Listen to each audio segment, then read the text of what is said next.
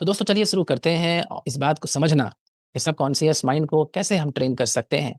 दोस्तों बहुत बार लोगों को ये नहीं पता होता है कि एक्चुअली में सबकॉन्शियस माइंड होता कहाँ है? क्योंकि लोग सोचते हैं कि सबकॉन्शियस माइंड दिमाग में होता है, कभी सोचते हैं कि हार्ट में होता है, फिर उनको लगता है कि पूरा बॉडी में होता है। एग्ज़ैक्टली एक्चुअली में ये सबकॉन्शियस माइंड होता कहाँ है? तो चलिए मैं आपको थोड़ा और क्लियरली समझाता हूँ कि आपका माइंड क्या है और सबकॉन्शियस माइंड एग्ज़ैक्टली कहाँ होता है, राइट? तो फ्रेंड्स सबकॉन्शियस माइंड की जर्नी समझने के लिए हम सिगमंड फ्रेड की साइकोलो एनालिसिस की तरफ जाएंगे, जहां वो माइंड के 3 लेवल की बात करते हैं: कॉन्शियस, प्री कॉन्शियस और सबकॉन्शियस। कॉन्शियस माइंड वो होता है जहां आपके एवरीडे थॉट्स और फीलिंग्स होते हैं, और प्री कॉन्शियस माइंड वो मेमोरीज होती हैं जो आपके स्पेसिफिक टास्क के लिए आपको इसकी ज़रूरत पड़ती है। जैसे राइटिंग एक टास्क है जो आपने सीखा है, और आप इसे हमेशा नहीं करते हैं, कभी-कभी आप राइटिंग यूज़ करते हैं। तो ये जो राइटिंग स्किल्स होता है, ये आपके प्री कॉन्शियस मेमोरी में स्टोर रहता है, जिसे आप जब चाहें वहाँ से टैप करके उसको यूज़ कर सकते हैं। तो वो जो मेमोरी हो गया, राइटिंग स्किल्स हो गया, लिखने का स्किल्स हो गया, वो क्या हो गया, वो प्री कॉन्शियस में स्टोर रहता है। और फिर आपके माइंड का एक बहुत बड़ा हिस्सा होता है, वो है सबकॉन्शियस माइंड, जहाँ आपकी ज़िंदगी के हर मेमोरी और हर एक्सपीरियंस स्टोर रहते हैं। असल में इसकी डेवलपमेंट तब शुरू होती है जब आप अपने मदर के वोम में लास्ट 3 मंथ में होते हैं। दैट मीन्स माँ के गर्भ में होते हैं, और आपका जो टाइम फ्रेम होता है वो 6 से 9 मंथ के बीच में आ जाता है। उस समय आपका ये माइंड जो है, सबकॉन्शियस माइंड जो है, वो प्रिपेयर होना शुरू हो जाता है। ये माइंड का जो हिस्सा है, ये ऐसा नहीं है कि सिर्फ़ उसी टाइम में डेवलप होता है, बल्कि पूरी ज़िंदगी ये डेवलप होता रहता है। हर एक्सपीरियंस को स्टोर करता रहता है, जो आपने कभी भी फ़ील किया हो। अब सोचिए, जब आप बेबी थे, तब क्या होता है? ह्यूमन बेबीज़ ऐसे पैदा होती हैं कि वो सेल्फ सफिशिएंट नहीं होते, वो दूसरों पर डिपेंडेंट होती हैं, क्योंकि इवोल्यूशनरी बायोलॉजी के हिसाब से जब ह्यूमन्स इस प्लैनेट पर आने लगे, तो उनका स्कूल बहुत हार्ड होता था, और बर्थ के टाइम मदर्स के लिए चाइल्ड को सस्टेन करना मुश्किल हो जाता था। इसलिए इवोल्यूशनरी बायोलॉजी में ह्यूमन स्पीशीज़ को सर्वाइवल के हिसाब से रिमॉड्यूलेट किया गया। दैट मीन्स टाइम के साथ ह्यूमन स्कूल सॉफ्ट हो गया, ताकि बेबी बर्थ कैनाल से आसानी से बाहर आ सके। इसलिए आज ह्यूमन्स बेबीज का जो स्कूल होता है वो सॉफ्ट होता है। अगर आपने कभी बेबी को उठाया हो, तो आप जानते होंगे कि फर्स्ट 3 मंथ में बेबी अपना हेड प्रॉपर्ली होल्ड नहीं कर पाता, वो ड्रॉप हो जाता है। जैसे हमारा सर जो है वो स्टडी है, तो जो न्यू बॉर्न बेबी होते हैं उनका सर ऐसे स्टडी नहीं रहता है, कभी लेफ्ट कभी राइट, वो होल्ड नहीं कर पाते हैं, राइट? इसी वजह से बेबीज बिल्कुल हेल्पलेस होते हैं और कंप्लीटली डिपेंडेंट होते हैं अपने आस-पास के लोगों पर। अब आप अपने लाइफ़ को देखिए, जिस एनवायरनमेंट में आप पैदा हुए, या जिस एनवायरनमेंट में आपकी मदर प्रेगनेंसी के टाइम थी, लास्ट 3 मंथ में, माँ के गर्भ में, मदर वोम्ब के अंदर, आपका जो एनवायरनमेंट होता है, वो आप फ़ील करते हैं, और सारी इन्फॉर्मेशन अपने मदर के थ्रू, राइट? यानी कि माँ के आस-पास का जो एनवायरनमेंट है, जो एक्टिविटी है, वो सारा इन्फॉर्मेशन आप मदर के थ्रू एसिमिलेट करते हैं।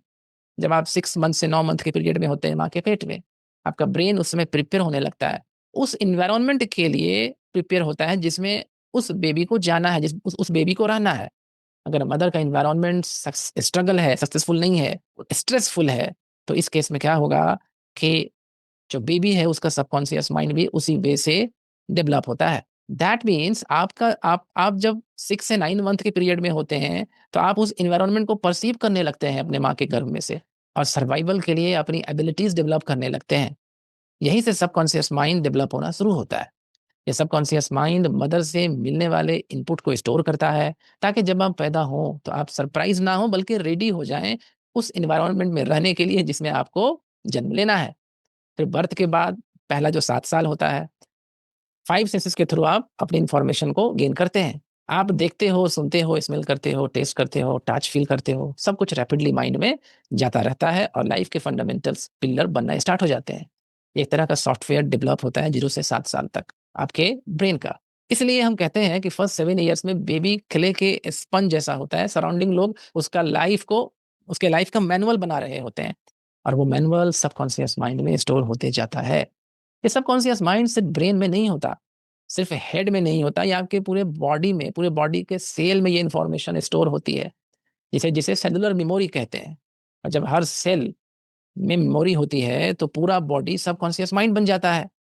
इसी वजह से जब आप गोल सेट करते हैं, आप कॉन्शियसली डिसाइड कर लेते हैं, जैसे सुबह उठना है, प्रोजेक्ट फिनिश करना है, वर्कआउट करना है, हेल्दी मील्स बनाना है, लेकिन अलार्म बजते ही बॉडी ब्रेन को मैसेज सेंड करता है कि बॉडी ये मैसेज सेंड करता है ब्रेन को कि आज बहुत हेवी लग रहा है, हेडेक है, सर दर्द है, कल कर लूँगा, रात भर काम किया है, थक गया हूँ, आधा घंटा और सो लेता हूँ। ये कन्वर्सेशन बॉडी से जाती है ब्रेन तक और बॉडी एक सबकॉन्शियस मशीन बन जाता है और फिर वो ज़िंदगी को कंट्रोल करना शुरू कर देता है। ऑलमोस्ट 95% लाइफ़ का डिज़ाइन ये आउटसाइड वर्ल्ड ही आपका मैनुअल 7 साल तक बना देते हैं। तो होता क्या है कि सबकॉन्शियस माइंड रेप्टिलियन ब्रेन के साथ में काम करना शुरू करता है और रेप्टिलियन ब्रेन एनर्जी सेव करना चाहता है सेफ्टी के लिए और डेली हैबिट्स और बिहेवियर्स को ऑटो पायलट पर रखता है। सबकॉन्शियस माइंड रेप्टिलियन ब्रेन की हेल्प करता है। जो भी चीज़ें इनवॉलंटरीली होती हैं यानी अपने आप जो चीज़ें होती हैं जैसे respiration, blood circulation, digestion, elimination और हैबिट जैसे सुबह उठना, कौन-सा फुट पहले रखना, ब्रश कैसे करना है, सब कुछ सबकॉन्शियस कंट्रोल करता है। बहुत बार गोल पर फोकस करना मुश्किल होता है क्योंकि सबकॉन्शियस कुछ और चाहता है और कॉन्शियसली आप कुछ और चाहते हैं। सोचिए 2 घोड़े को एक चैरियट से आप बाँध दें और एक घोड़ा लेफ्ट जाए, दूसरा घोड़ा राइट जाए तो अल्टीमेटली क्या होगा? चैरियट टूट जाएगा। इसीलिए सबकॉन्शियस को रिवायर करना ज़रूरी है, ताकि आप अपने गोल्स को एक्सेलरेटेड स्पीड से अचीव कर सकें। अब आज मैं आपको बताऊँगा कि सबकॉन्शियस को कैसे रिट्रेन करना है ताकि वो 7 साल के चाइल्ड के पर्सपेक्टिव से नहीं, बल्कि आपकी करंट एज और करंट नीड के हिसाब से आपकी लाइफ़ इम्प्रूव करने में हेल्प करे। तो पहली चीज़ है कॉन्शियसली फ़ोकस करना प्राइमिंग पर। इसका मतलब है सबकॉन्शियस को बैक ऑफिस जैसे समझिए और कॉन्शियस माइंड से उसको डायरेक्ट करिए कि कौन से टास्क आप करना चाहते हैं, किस टास्क पर फ़ोकस करना चाहते हैं।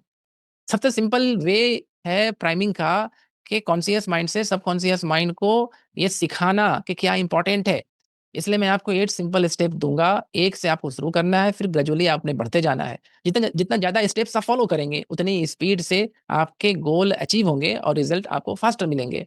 तो पहला स्टेप है अपने 24 आवर्स में प्लानिंग कीजिए डू नथिंग का। येस एग्ज़ैक्टली आपने सही सुना, डू नथिंग दैट मीन्स कुछ नहीं करना है आपको।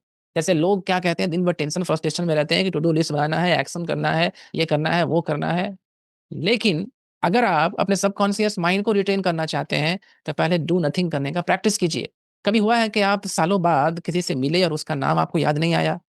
आपने हेलो की, लेकिन उसका नाम आपने याद नहीं आया, थोड़ा एम्बैरेसमेंट फ़ील हुआ। आपने कन्वर्सेशन अच्छी की, फिर भी आप उनका नाम को याद नहीं कर पाए और 2-3 दिन बाद सडनली क्या हुआ कि अचानक से उस आदमी का नाम आपको याद आ गया। तो ये यहाँ पर ध्यान आपको ये रखना है कि ये कॉन्शियस एफर्ट नहीं है।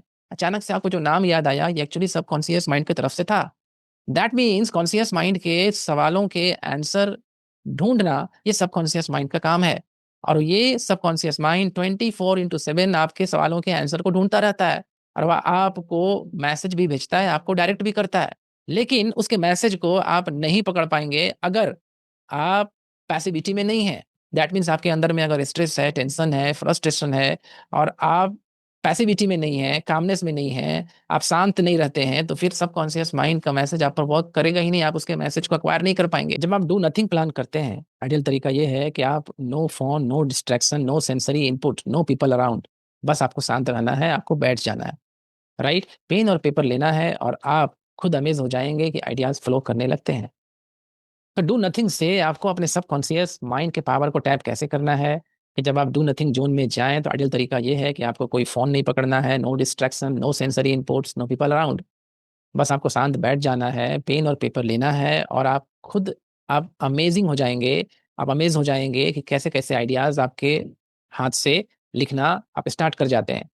वो आइडियाज़ पर अगर आप काम करेंगे तो डेफ़िनिटली आप लाइफ़ में बहुत कुछ न्यू चीज़ कर सकते हैं और ये आइडियाज़ आपके सबकॉन्शियस माइंड से आता है। रोज़ हम इतने सवाल पूछते हैं अपने आप से और हम फ्रस्ट्रेटेड रहते हैं कि ये काम नहीं हो रहा, वो काम नहीं हो रहा, लेकिन हम सबकॉन्शियस के पावर को टैप नहीं करते।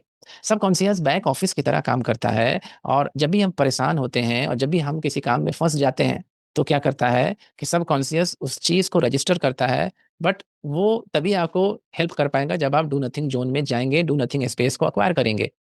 इसलिए दिन के कुछ टाइम डू नथिंग कीजिए, यानी कि डू नथिंग करने का प्लान बनाइए, अपने शेड्यूल में रखिए ताकि आपको सबकॉन्शियस माइंड से हेल्प मिले।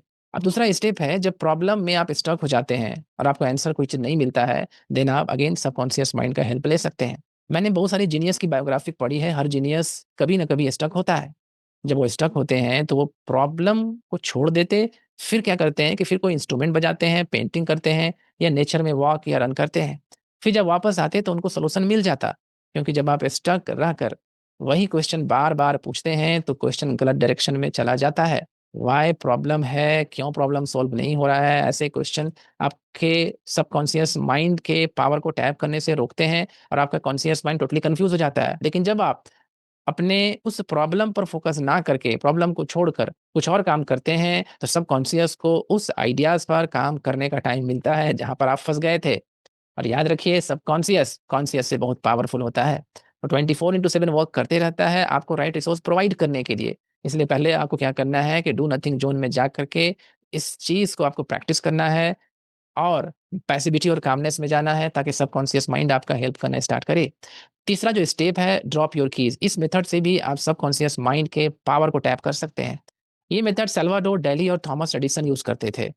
जब वो किसी प्रॉब्लम में स्टक होते तो कीज़ लेकर रिक्लिनियर पर बैठ जाते। यानी सोफ़ा पर कीज़ लेकर के बैठ जाइए, सो जाइए, थोड़ा-सा आप उठंग जाइए जिसको हम लोग कहते हैं सिंपल वे में। और हाथ में आपको क्या करना है कि की को पकड़े रहना है। और डोज़िंग पॉइंट पर पहुँचते ही जैसे ही की आपका गिर जाता है, दैट मीन्स जब जैसे ही आपको ऊँघ आएगा, स्लीप आप फ़ील करेंगे, तो वो कीज़ गिर जाएगा। उस स्टेज को यानी कि डोज़िंग पॉइंट आने पर जब आप हल्का जब नींद में जाते हैं, अचानक से उठते हैं, एक्चुअली में थीटा स्टेट होता है ब्रेन का। और वो थीटा जो ब्रेन स्टेट होता है, जब ये ब्रेन स्टेट जब एक्टिव होता है, तो उस स्टेट पर सबकॉन्शियस माइंड को एक्सेस करना बहुत ईज़ी होता है।